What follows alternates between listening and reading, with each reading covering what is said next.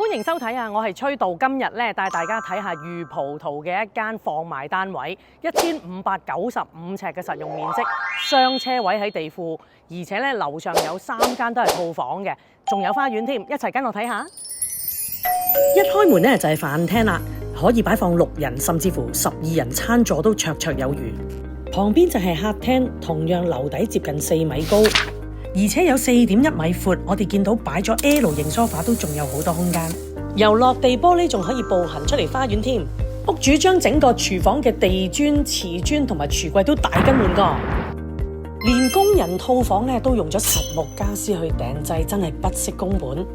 我哋從樓梯上嚟上層睡房區，屋主善用空間，將走廊嘅部分改裝成家庭廳。閒時坐喺度飲住咖啡睇下書，絕對係享受生活、品味生活。入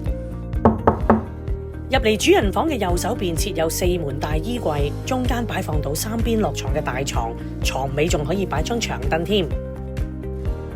主人房浴室咧都係用上名牌潔具，而房間仲配有露台，可以望返自家後花園。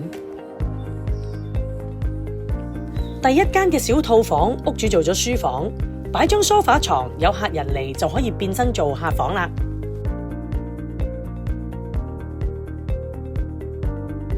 呢間套房嘅浴室有浴缸㗎，雖然冇窗，但係裝咗浴室寶，有助提升浴室嘅乾爽度同埋舒適度。第二間嘅小套房比剛才大間，所以屋主咧留俾仔仔享用。擺放衣櫃同埋上下格床，仲可以擺到2張書台，中間都可以有咁多嘅走動空間。3個房間都有自己嘅浴室，真係好方便㗎。右上角有我電話，跟我現場睇，你絕對會點讚。